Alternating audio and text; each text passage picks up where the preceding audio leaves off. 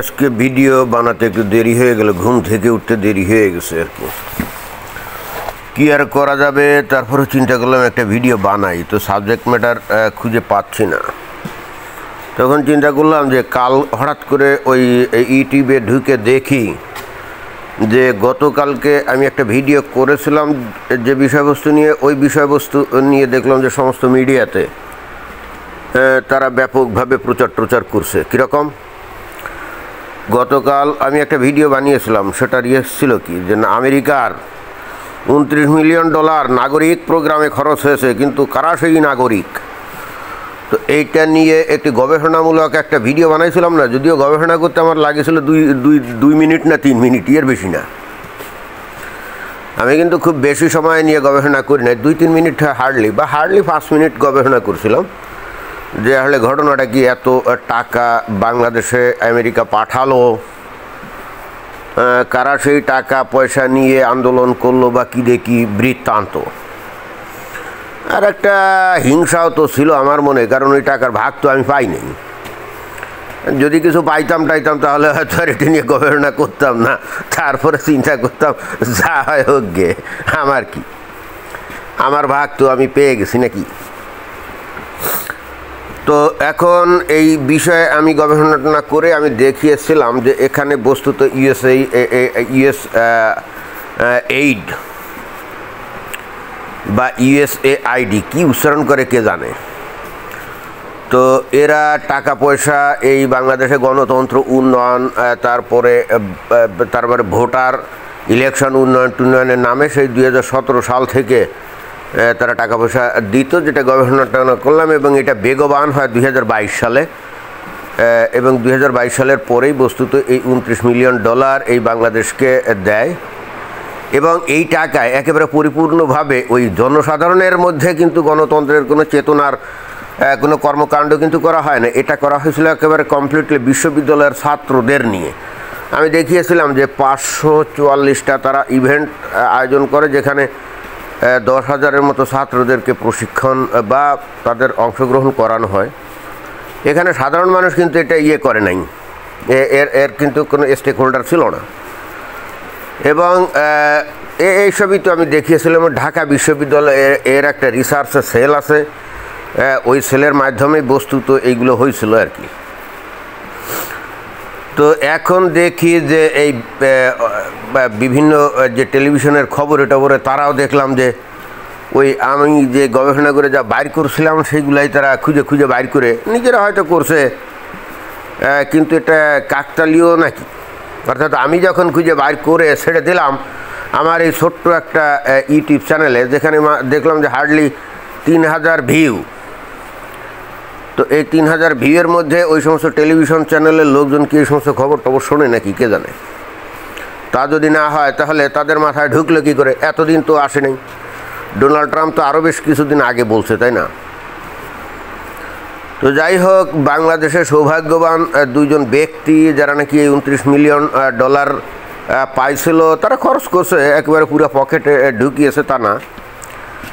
কারণ ওই যে যখন আমরা দেখেছি যে ওই বৈষম্য বিরোধী যারা আন্দোলন করছিল, দলে দলে রাস্তাঘাটে তারা থাকতো, রাতও থাকতো, তারা খাবার টাবার শুনছি গাড়িতে ভরে তাদের জন্য বিরিয়ানির প্যাকেট এনে তাদেরকে দেওয়া হতো। তো কারা দিত? এ টাকা পয়সাগুলো কোথা থেকে পাইতো? তাদের পানি দিত, ওই বোতলজাত পানি টানি সরবরাহ করতো না, তো এইগুলো এই সমস্ত পানি কোথা থেকে আসতো? তো একটা আন্দোলন যখন হয়, রাস্তাঘাটে যখন হাজারে লাখে লোক থাকবে, তাদের জন্য রসদপত্র দরকার আছে না, তো এগুলা কেউ না কেউ তো সাপ্লাই দিবে, তাই না? তাহলে এখন এই যে 5 আগস্ট যারা নাকি নতুন স্বাধীনতা অর্জন করছিল বলে প্রথম দিকে আমরা অনেক মানে চিৎকার আমরা শুনছি, অনেক কথাবার্তা আমরা শুনছি, তাহলে হলোটা কি এই যে স্বাধীনতা, তাহলে এটাও তাহলে টাকা দিয়ে মানে আমেরিকার টাকা দিয়ে এই নতুন স্বাধীনতা, তাহলে তো বাংলাদেশের আসলে মানুষের মৌলিক অর্জন বলে আর কোনো কিছু থাকলো না। 71 সালের যে স্বাধীনতা, সেটাকে তারা বলে যে ওটা ভারতের, অর্থাৎ ভারত এটা করে দিয়েছিল, ষড়যন্ত্র করছিল, এবং অবশেষে তাদের সেনাবাহিনী দিয়ে যুদ্ধ করে পাকিস্তানি বাহিনীদেরকে পরাজিত করছিল। অর্থাৎ ওইটা কিন্তু এই যে নতুন প্রজন্মের মানুষের কাছে ওইটা বাংলাদেশের প্রকৃত স্বাধীনতা ছিল না।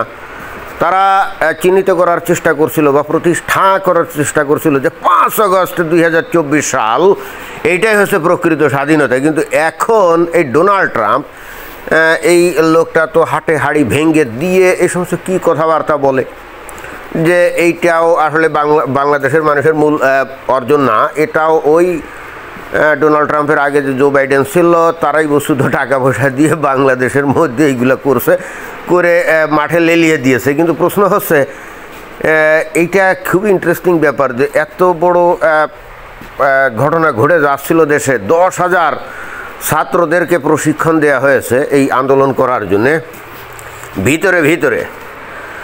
তো শেখ হাসিনা এবং আওয়ামী লীগ সরকারের যে গোয়েন্দা বাহিনী বা যারা আছে খোঁজখবর নেয় রাখে, তারা কি একেবারেও টের পায় নাই নাকি?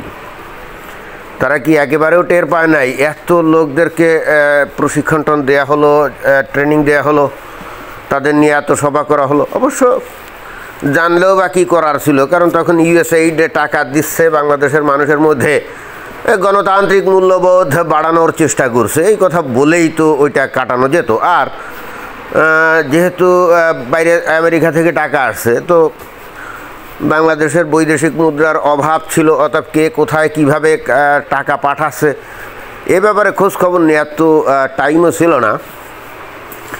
যাক, আসল কথা হচ্ছে যে এখন তাহলে হইলটা কি, মানে বাংলাদেশের মানুষের অর্জনটা কি? 71 সালে স্বাধীনতাও তারা আপন করে নিতে পারলো না, এবং পারলো না বলে ভেঙে চুরে সব খান করে দিল। এবং তখনকার যারা বীর উত্তম, বীর শ্রেষ্ঠ, বিশেষ করে বীর শ্রেষ্ঠদের যে ভাস্কর্য সেগুলো তো তারা ভেঙে খান করছে। খালি যে বঙ্গবন্ধুর যে 32 নম্বর বাড়ি যে ভেঙে চুরে খান করেছে তা না, যারা নাকি মুক্তিযুদ্ধের ফলে যারা নাকি বীরশ্রেষ্ঠ উপাধি পাইছিল যে 7 জন, শুনছি যে তাদের মুরালও নাকি ভাঙচুর করছে। অর্থাৎ 71 সালের স্বাধীনতাকে এরা চিরতরে উচ্ছেদ করে দিয়ে 5 আগস্টের এটাকেই তারা প্রকৃত স্বাধীনতা হিসেবে অর্জন করতে চাচ্ছিল। তো এটা কেমন হলো যে অভিযোগে বা যে যুক্তিতে 71 সালের স্বাধীনতাকে এরা বর্জন করছে, অর্থাৎ সেটা ভারতের দ্বারা তৈরি ছিল, তো তাহলে ভারতের দ্বারা তৈরি হওয়ার কারণে ওইটা যদি বাদ হয়, তাহলে এই 24 সালের এই যে 5 আগস্ট এ স্বাধীনতা আমেরিকার তৈরি, তাহলে ফলাফল তো একই দাঁড়ালো না। তাহলে বাংলাদেশের মানুষের মৌলিক অর্জনটা কি? খুব ইন্টারেস্টিং ব্যাপার। এখন দেখতে হবে যে ঘটনা আসলে কোথাকার পানি কোথায় যাচ্ছে। ডোনাল্ড ট্রাম্প তো আস্তে আস্তে সব বলে দিচ্ছে, তাই না? এখন কোন 2 জন ব্যক্তি এই টাকাগুলো পেয়েছিল কে জানে, কোন সংগঠন পেয়েছে, কি বৃত্তান্ত, হয়তো আমরা পরে আরও জানতে পারবো। বিষয়টা যখন লাইমলাইটে চলে আসছে, বিষয়টা তো আস্তে আস্তে ঘোট পাকাবে, তাই না? আর বাংলাদেশের যে মিডিয়াগুলো আছে, যাই হোক, আমি কালকে ভিডিওটা করার পর দেখি ঠিক এভাবেই তারাও কেন জানি খোঁজখবর নিয়ে তারা বের করছে কে কোথায় কী হাল হকিকত। It's okay. কিন্তু আমি দুঃখ পাচ্ছি যে ওই $29 মিলিয়ন একটা ডলারও আমার বাটে আসলো না, এটাতে আমার মনে ভয়ঙ্কর দুঃখ। আর 2 নম্বর হচ্ছে যে বাংলাদেশের মানুষের মৌলিক অর্জন বলে কোনো কিছু থাকলো না। আর 3 নম্বর ভয়ঙ্কর দুঃখ হচ্ছে এই যে মাত্র $29 মিলিয়ন বিনিময়ে যে অর্জিত যে স্বাধীনতা, মানে বাংলাদেশে যে গণ অভ্যুত্থান, তাই না, এর ফলে বাংলাদেশের কত হাজার কোটি টাকার মানে ক্ষতি হয়ে গেছে বলেন। এই যেভাবে শিল্প কলকারখানা যেভাবে ধ্বংস হলো, বাড়িঘর ধ্বংস হলো, অর্থনীতি ধ্বংস হলো, ব্যবসা বাণিজ্য ধ্বংস হলো, এখন যদি এটার হিসাব করতে বসা হয়, এটা কত বিলিয়ন ডলারের ক্ষতি হয়েছে বলে মনে করা যায়। তো আমরা সামান্য $29 মিলিয়ন বিনিময়ে গোটা দেশটাকেই ধ্বংস করে দিলাম। কি ধরনের অদ্ভুত জাতি আমরা, তাই না? কি আর বলি, এটাই ছিল বক্তব্য। ধন্যবাদ।